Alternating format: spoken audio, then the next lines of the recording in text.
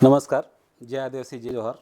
आत्ताच धडगाव नगरपंचायत रोषमाळ बुद्रुक आणि वडफळ्यामध्ये जी समाविष्ट केली जाते त्याचा जो कर वसुलीचा एक ह्या काळात आपण पाहिलं होतं की जी करवाढ लागू केली होती त्याला एक स्थगिती मिळालेली आहे.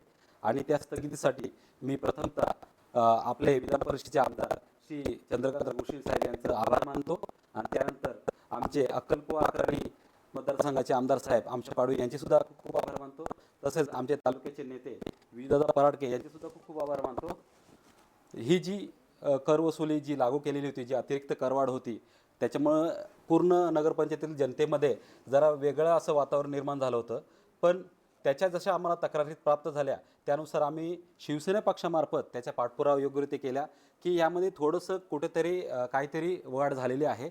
आणि ही आधी ग्रामपंचायत होती, आता नगरपंचायत झालेली आहे. त्यामुळे जो करमधला जो डिफरन्स होता तो थोडासा वाढलेला होता. यामुळे नागरिकांमध्ये नाराजी होतीच. आणि त्या नाराजीला दूर करता आता एक सगळ्यांना गोड अशी बातमी भेटलेली आहे, ती म्हणजे ह्या वसुलीसाठी स्थगिती मिळालेली आहे.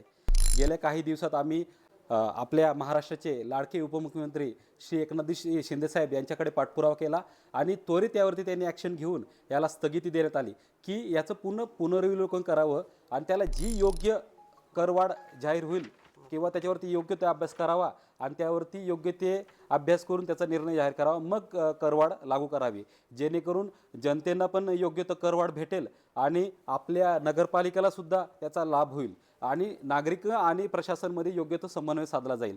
त्यामुळं मी सर्वांचे खूप खूप आभार मानतो. तसेच नागरिकांना सुद्धा सांगतो की आता जी करवाढ आपण लागू केली ती 25-26 ते 28-29 ह्याला स्थगिती भेटलेली आहे. आणि नगरपंचायत प्रशासनाला शासनाकडून त्या रितसर सूचना जिल्हाधिकारी महोदयांना प्राप्त झालेल्या आहेत आणि त्यावरती ते त्वरित ॲक्शन घेतील. धन्यवाद.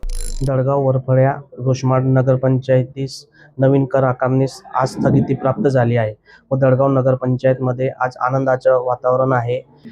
याबद्दल आदरणीय एकनाथराव शिंदे साहेब यांचे आम्ही आभार मानतो. तसेच आमच्या जिल्ह्याचे नेते चंद्रकांत रघुवंशी साहेब यांचे आभार मानतो व अक्कलकुवा विधानसभेचे आमदार माननीय आमशादादा पाडवी यांचे आभार मानतो व या धडगाव तालुक्याचे नेते विजयदादा पराडके यांचे देखील आम्ही आभार मानतो. धन्यवाद.